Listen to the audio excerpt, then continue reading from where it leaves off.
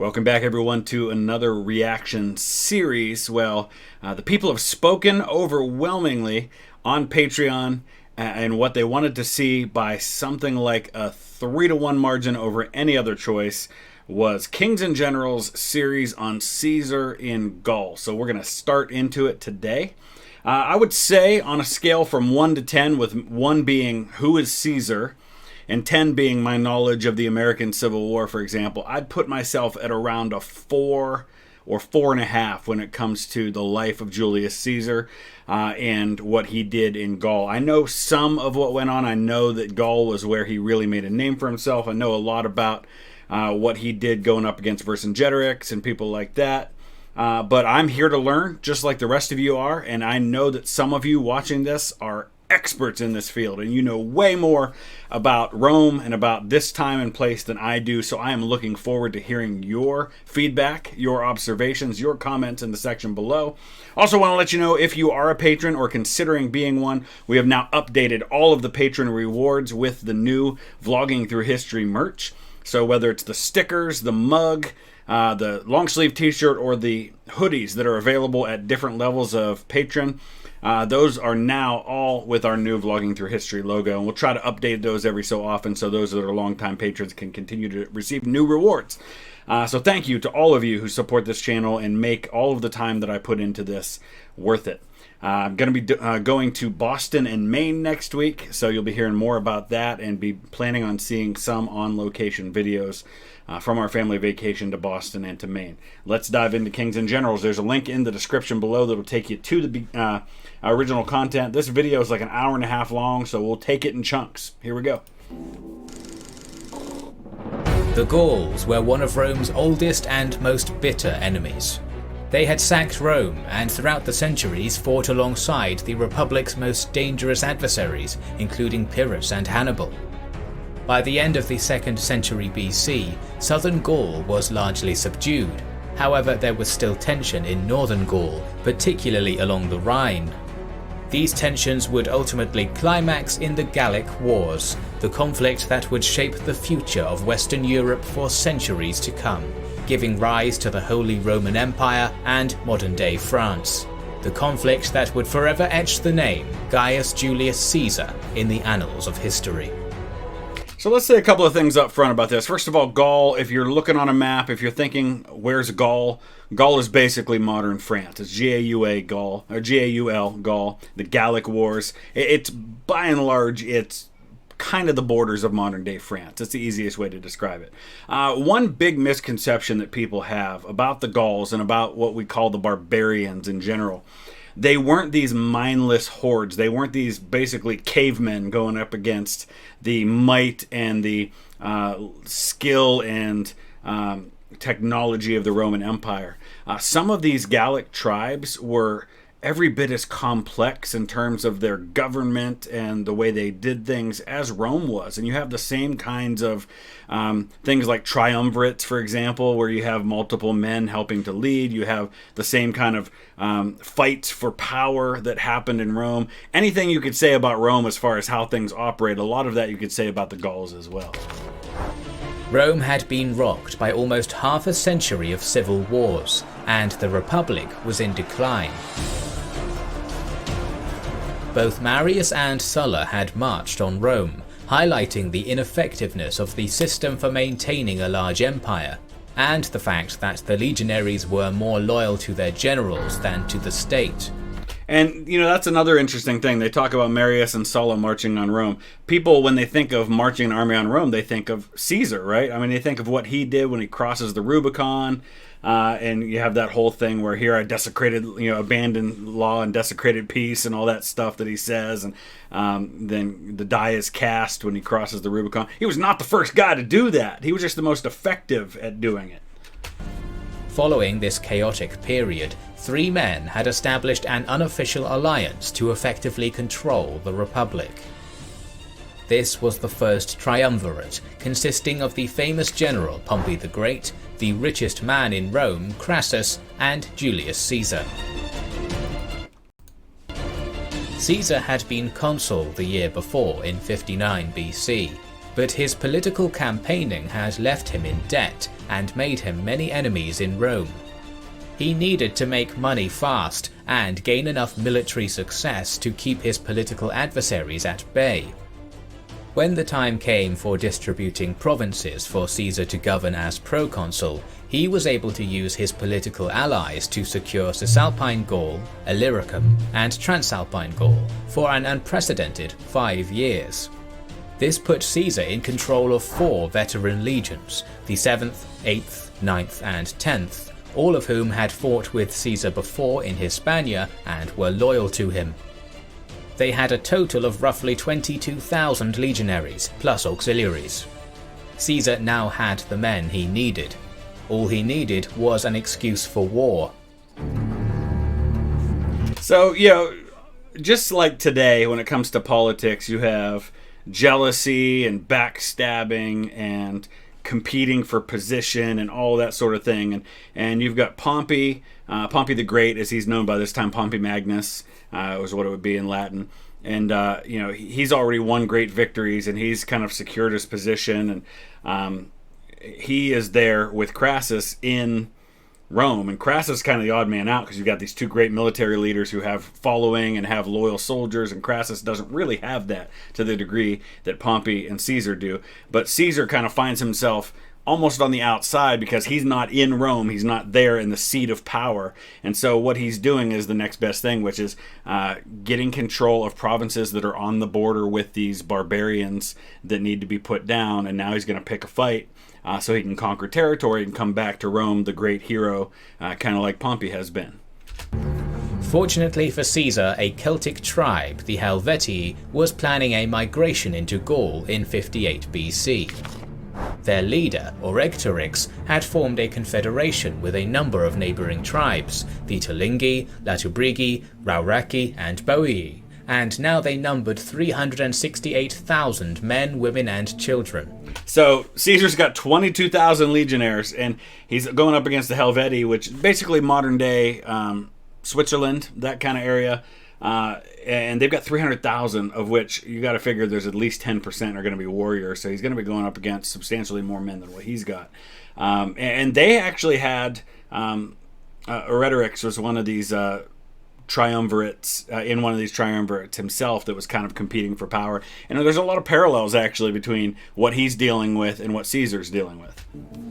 Orectorix had even convinced them all to burn their homes in order to leave no option of failure. However, soon he was accused of being a tyrant and was forced to commit suicide.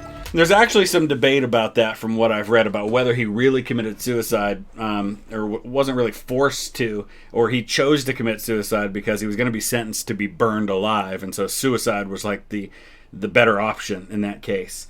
But yeah, there's some parallels here too with how they burned their settlement so they couldn't go back. I think of people like Cortez, who burns his ships famously when his men land on the eastern shore of Mexico, so that they don't have a plan B, that they've got to go inland, they've got to be conquistadors, and they've got to achieve victory or else they die because there's no going back. Command passed to Divico. Divico was determined to stick to the plan and began amassing supplies in order to start pouring into Gaul. To do this, they would either have to pass through the land of the Roman ally Aedui and the province of Transalpine Gaul, or take the longer route through the mountain passes in the north. The Romans had built up a healthy fear of migrating tribes following the Cimbrian War in 113 to 101 BC. So let's talk about that war for just a second.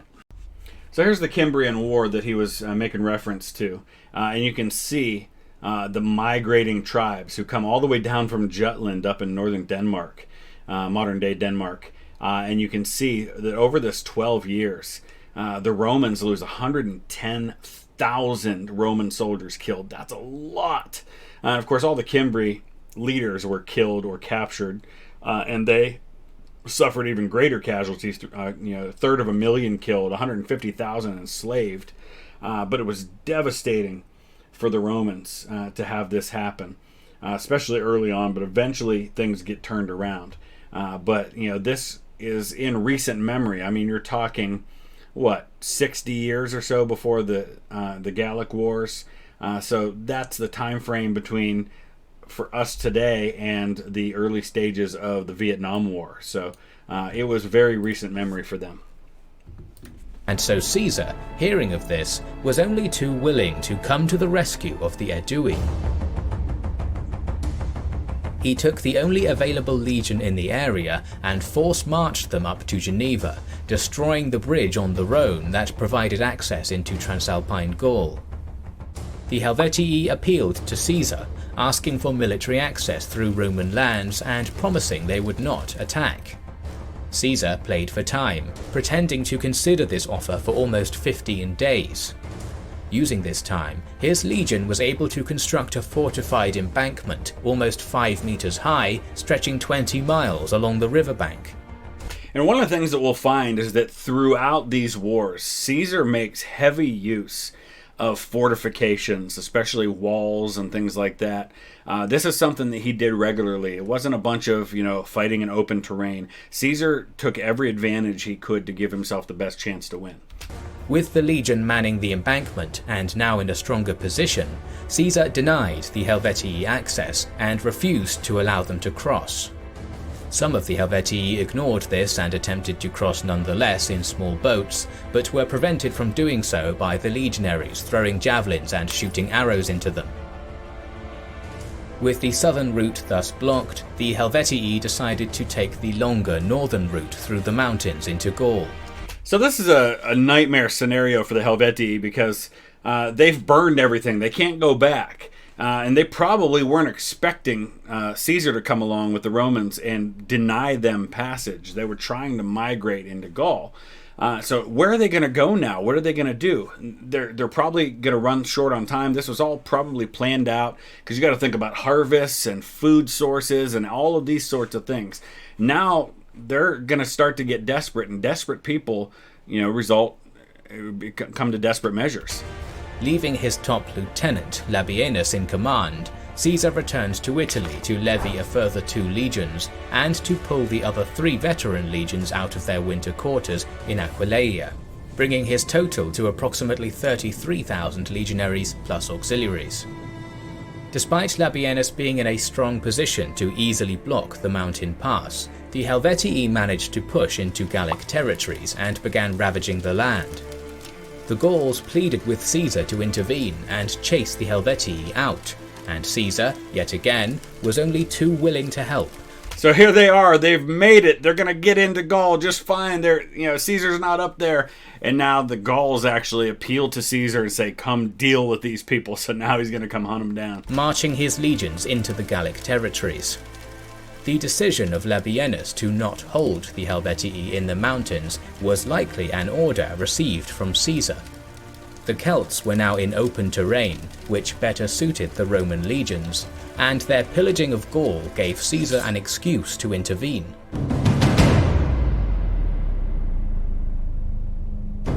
Word reached Caesar that the Helvetii were currently attempting a crossing at the Ara River.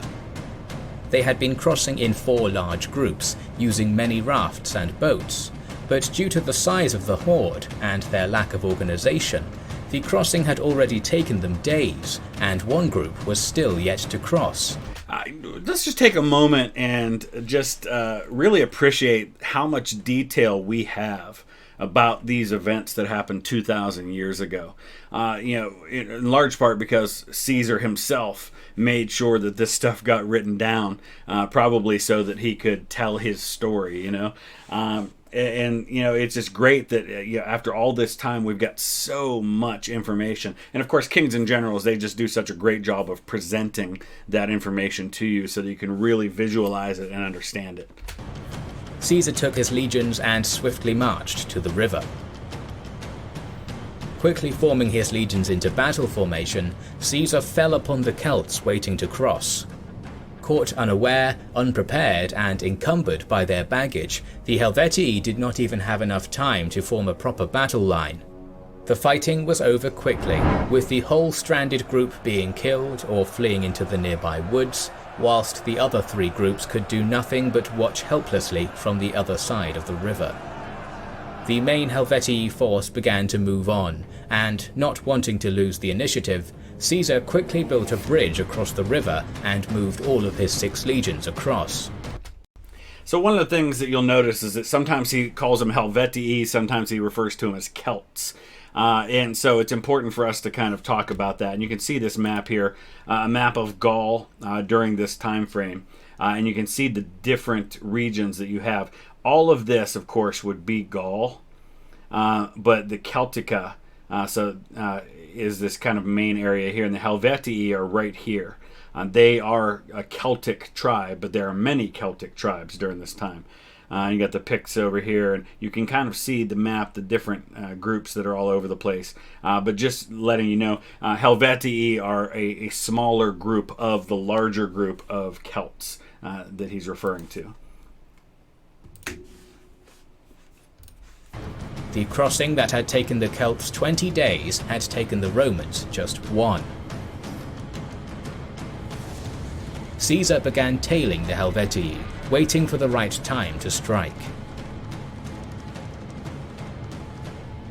There were a few minor cavalry skirmishes, but nothing decisive. Caesar did once manage to find a battlefield that was advantageous, and even had Labienus in position behind the enemy. However, due to poor communication from his scouts, Caesar was forced to pull back from the battlefield. This caused a delay in Caesar's plan, and he was beginning to run low on rations. He decided to head for the nearby town of Bibracta to resupply his army before continuing the pursuit. As he began to march off, however, Divico gave chase, harassing the rear of the Roman army. Caesar sent his cavalry and light infantry to fight a delaying action in order to buy time to deploy his main force on a nearby hill.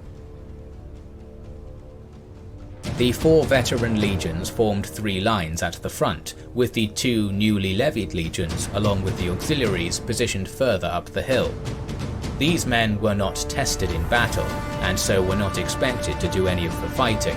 Instead, they were to guard the baggage and were spread thin across the hill to seemingly increase the size of Caesar's army. So the auxiliary legions are going to be your kind of secondary, almost like your conscripts, so to speak. These are not your mainline Roman legions.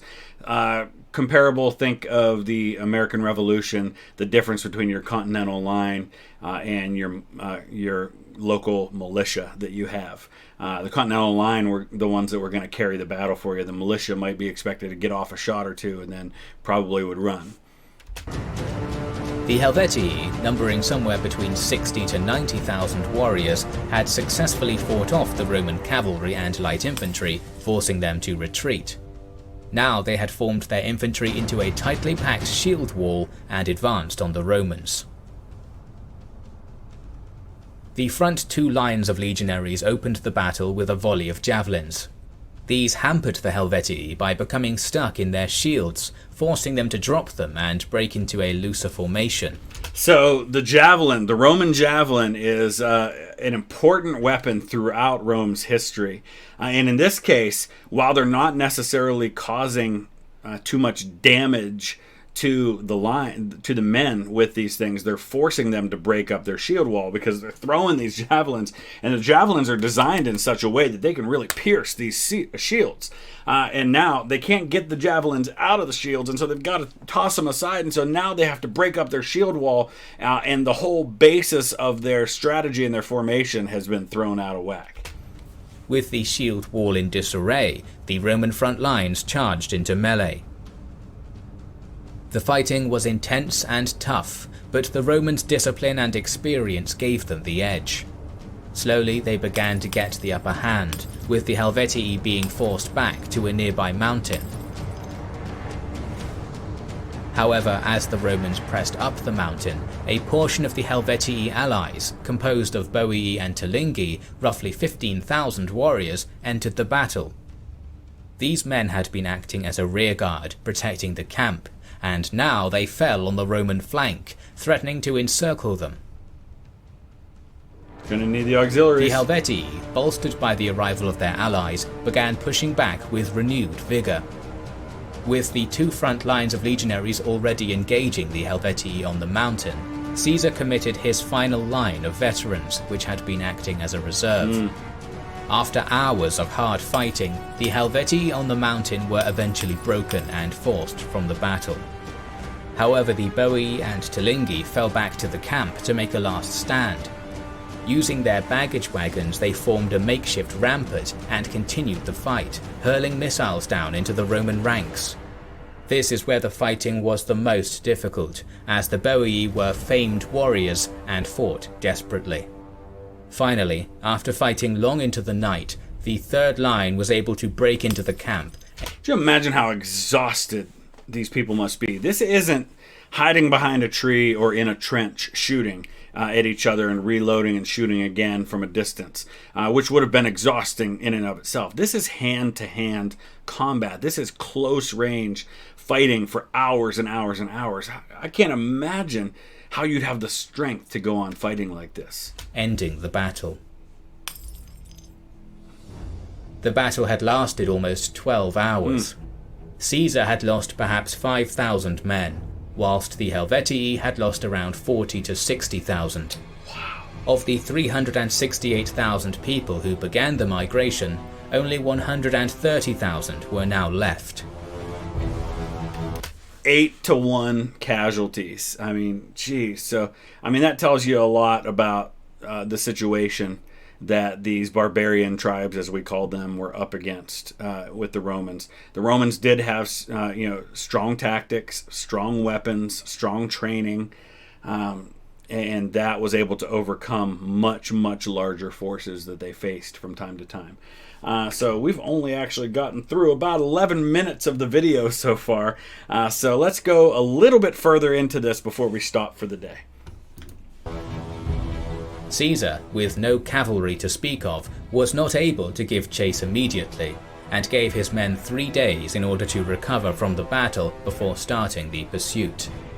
The Helvetii, seeing the Romans chasing them once more, surrendered completely and were forced to return to their homeland and made a vassal of Rome, acting as a buffer between Roman and Germanic lands. Caesar had achieved his aim of gaining a swift military victory, and for now he would be able to hold off his political enemies in Rome. Furthermore, the Romans had now shown themselves to be a powerful force in the Gallic theatre. After his victory, Caesar rested in Bibracte for a short time before moving on. Rumour had already reached him of a Germanic tribe that had crossed the Rhine and was terrorising Gaul. The Suebi, led by their king Ariovistus, had first arrived in Gaul in 63 BC as mercenaries for the Sequani and Averni in their war against the Aedui, a Roman ally. The 15,000 warriors that Ariovistus initially brought proved decisive, helping to secure a crucial victory over the Aedui at the Battle of Magito Briga. So let's talk about him for just a second. So Ariovistus, as we've already learned, was a Swabian chief who led a large force of Germans across the Rhine in the years just before the outbreak of Caesar's Gallic War, carved out a sizable kingdom in Alsace before being defeated by Caesar. So Alsace, of course, is that region right up in here that was long fought over eventually between the Germans and the French, all the way up into the 20th century. So it's kind of on that border region between the Germanic tribes and the Gallic tribes, which forced the Aedui to become a tributary to the Sequani. In response to this, the Aedui sent an envoy, Diviciacus, to ask Rome for help, but the Republic was still recovering from the political shock of the Catiline conspiracy and was distracted by an Allobroges revolt. The governor of Transalpine Gaul was ordered to help Rome's Gallic allies when possible, and in 59 BC, the Senate named Ariovistus a friend of the people of Rome to pacify him and keep him in check. And people forget that too. As much as Rome was known for conquering tribes, they also used a lot of diplomacy. Whenever possible, they recognized the importance of getting people on your side, getting people to fight for you instead of against you, and bringing people kind of under the umbrella of the greater Roman Empire. So this is an example of that, although it doesn't last in this case. Ariovistus used that time to consolidate his position. After helping the Sequani, he demanded a third of their lands as payment. The Sequani gave in, and Ariovistus began moving more of his people across the Rhine to settle in this new land. By 58 BC, as many as 120,000 Suebi had now crossed the Rhine and made their home in Gaul. So this is an example of what I'm talking about, how you have a lot of the same things happening with the barbarians that you have happening in Rome. You've got a guy here who is making conquest. He's conquering and gathering territory for himself. He uses diplomacy to buy time for himself by being a friend of Rome temporarily, while he can acquire more land and consolidate his power and build up his base. And then he'll eventually have the big showdown against Caesar. Furthermore, Ariovistus was demanding more Sequani territory in order to settle an extra 24,000 Germans, and had been taking hostages in order to keep the Sequani and Aedui obedient. Something had to be done. Following his victory over the Helvetii, Caesar had taken some time to rest in Bibrecte. Whilst encamped there, he was visited by a council of Gallic leaders and diplomats, led by Diviciacus. They complimented Caesar on his victory and implored him to intervene in the situation, pointing out that if the Germans continued their conquests, soon the Suebi would be directly bordering Roman territory. You need to do something about this guy, who is a big problem for us, but eventually he'll be a problem for you if you don't deal with him. So they're kind of playing to Caesar a little bit there, to try and get him on their side and get him to do what they want him to. Caesar, again, was happy to oblige. As Ariovistus was a friend of Rome, however, Caesar could not immediately go to war. Instead, Caesar first invited Ariovistus to meet him, which was declined. Then he sent a diplomat to Ariovistus, asking him to return the Gallic hostages he had taken and to stop any hostilities. Caesar reminded him that if he were to comply, the Romans would still consider him a friend of Rome and not take any action against him. This was a good deal for Ariovistus. He'd be allowed to keep the lands he had already taken from the Sequani without a fight. Now, we've talked time and time again on this channel, no matter what the conflict, no matter what the time period, about people who don't know when to stop. And how many times in history people have made great conquests but went just a little too far. And of course, it's easy to sit back in hindsight and see how they went a little too far. Because you could say, well, what if Caesar had gone a little too far? Nobody really knows until they get their butts kicked that they've gone too far. But we see this happen a lot. Instead of accepting the terms, Ariovistus doubled down and sent a message back to Caesar saying that if the Romans could conquer where and how they liked, so could he. At the same time, the 24,000 new Germans who had crossed the Rhine were allowed to raise and pillage the Gallic lands as they pleased, with more Germans preparing to cross the river to join Ariovistus. Caesar now had his justification, as he had a legal decree from the Senate to protect Rome's Gallic allies. He could justify that the Suebi were threatening Rome's borders, and Ariovistus had forfeited his status as a friend of Rome by continuing to pillage the land of Rome's allies. Yet again, Caesar had the chance to market himself as the savior of Gaul. So Caesar, his desire and his secret kind of wish is to be able to win glory for himself, to win battles, to conquer territory. But he can't be seen as the aggressor, as the conqueror. So he's able, in every one of these situations, to spin himself as the defender, as the protector of the people, who's just trying to help out their friends and allies. His 6 legions, roughly 30,000 men, Caesar set out on the warpath. Both Ariovistus and Caesar recognized the importance of Vesontio, the largest town in the Sequani territories. Well fortified and well supplied, it would be crucial to the war effort. Both forces began marching to the town. However, the Romans, marching day and night, were able to get there first. Caesar rested there briefly while supplying the legions. But as they rested, rumours began reaching the men of the strength and ferocity of the Germans. Even some of Caesar's officers began having their doubts, and it almost seemed as if Caesar would have a mutiny on his hands. Caesar was, however, able to restore order by insisting that he would face Ariovistus with just his most trusted 10th Legion if none others would follow. This is a similar tactic to something that George Washington did, where when the men start to threaten mutiny, start to act like they're going to give up, you use a guilt trip on them. And so in Washington's case, when the men are going to mutiny and march on Congress because they haven't been paid near the end of the war, the Revolutionary War, he does this thing where he pulls out a speech and then he pulls out his glasses and he says, I apologize for having to put on my spectacles. I've not only grown gray, I've also grown almost blind in the service of my country. And that kind of shamed them into complying. Caesar says, well, you know what? If you guys are going to run because you're afraid of how many men they have, I'll face them alone with just this one legion. And that shames them into fighting.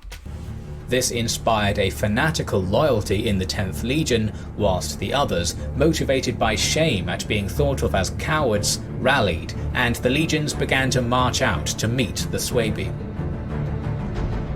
Ariovistus, impressed with the speed at which the Romans had been able to move and take the Sontio, sent messages to Caesar asking for a meeting. Now he wants to meet. With only some cavalry allowed as bodyguards at the place called Vosges in modern-day Alsace.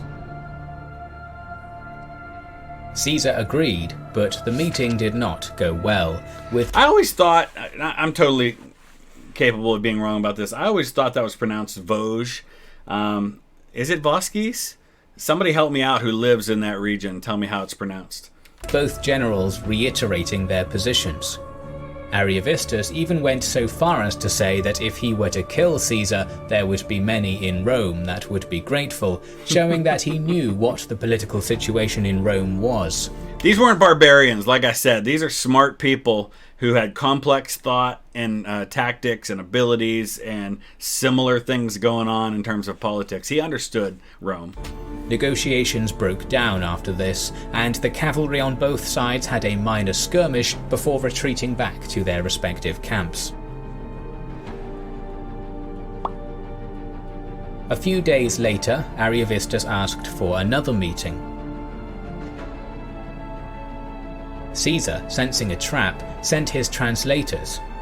This was just as well, as Ariovistus promptly captured the two and even considered burning them alive. Jeez. With his plan to capture Caesar having failed, Ariovistus instead moved to battle.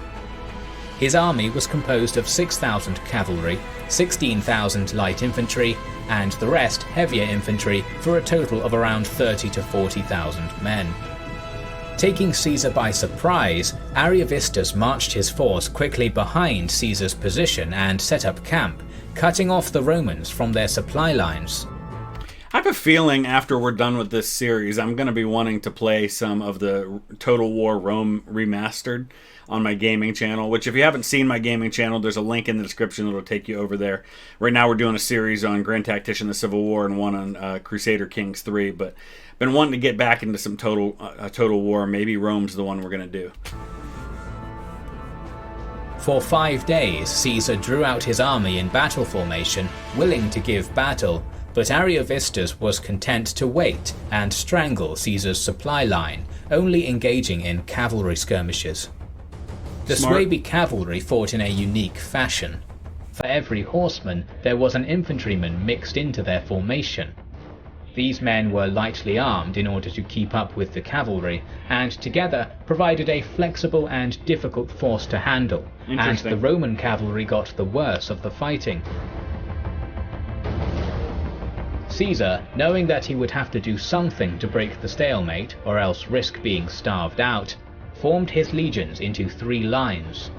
He marched this force past the Suebi position and ordered the third line to begin construction of a second camp, whilst the first two lines formed up to defend them.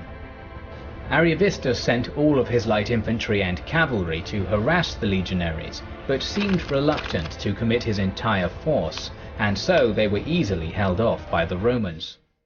With the second camp complete, Caesar left 2 legions and part of his auxiliaries to defend it, whilst his other 4 legions returned to the main camp.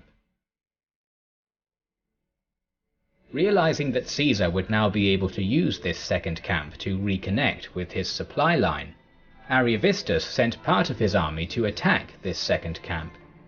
The fighting was tough, lasting from midday into the evening, but eventually the Romans were able to repel the attack and even took some prisoners. Upon questioning these Suebi, Caesar learnt that Ariovistus had apparently been told by his priests not to commit his army until after the new moon, which was why he had not used his whole army to prevent the legions constructing their second camp. Here's the importance of intelligence and being able to use every bit of information to your advantage, and that is a key piece of information. Having learnt this, Caesar decided to go on the offensive. Leaving a small garrison in each camp, Caesar formed his 6 legions into a triple-axis formation with his cavalry in reserve and marched on the Suebi camp. The Germans came out to meet him, forming their wagons and baggage train into a semicircle behind them, their women standing on them urging the men on. Cheerleaders, I love it! The German left flank was slightly weaker, Caesar positioned himself opposite on the Roman right and gave the order for his men to charge. But as he did, the Suebi also charged. Their assault was so fast and surprising that the Romans had to drop their pila before they could even throw them, drawing their swords and fighting in hand-to-hand combat. The Germans managed to form a shield wall, and neither side seemed able to gain an upper hand. Having been unable to throw their javelins before charging, the Romans struggled to break the shield wall as easily as they had at the Battle of Bibracte. Yeah, so if you remember, they throw the javelins, which causes the enemy to have to get rid of their shields. They're not able to do this. And so this is pretty brilliant on the part of the Germans to kind of disrupt the strategy. And they probably had heard about what had happened with the Helvetii, and they adjusted to compensate for that, and it worked. After some hard fighting, the Roman right, led by Caesar, started to push back the German left. However, the Suebi on the right outnumbered their Roman opponents and were starting to get the upper hand. The Roman cavalry, led by the son of Triumvir Marcus Licinius Crassus, Publius, had not yet engaged in the battle, and from his position he could see the Roman left starting to crumble. Using his own initiative, Crassus led the third line, which had been kept in reserve, to support the flank, arriving just in time to avoid a disaster. See, here's one of the important factors here is having a reserve that you can deploy when you start to buckle somewhere. You can see they don't have that reserve. They've got everybody committed to the front lines. With their left flank broken and their right now under severe pressure, the Suebi army broke and ran.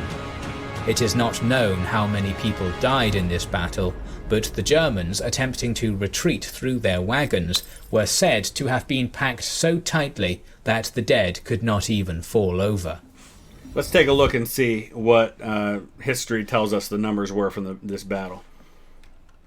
So some sources I've looked at just say light on the Roman side and heavy on the Suebi side, but this particular number here says about 35,000 killed out of 70,000. Now, the video we've been watching said they didn't have nearly that many. Said they only had in the 30,000 range. Again, about 6,000 killed or wounded for the Romans. So either way, once again, a very one-sided number in terms of the casualties. We'll watch another minute or so, and then I think we'll wrap this up. The entire Suebi force, including Ariovistus, fled back across the Rhine, pursued by the Roman cavalry. Caesar had won 2 important campaigns in one season. For now, he left Labienus to winter with the legions in Sequanid territory, whilst he attended to his governing duties in Cisalpine Gaul. Alright, so we'll wrap it up right there. A long way to go. We are just getting started. I hope you guys are enjoying this as much as I am. Let me know your thoughts in the comment section below, your own observations about all of this, and we will be back tomorrow with part 2. Thanks for watching.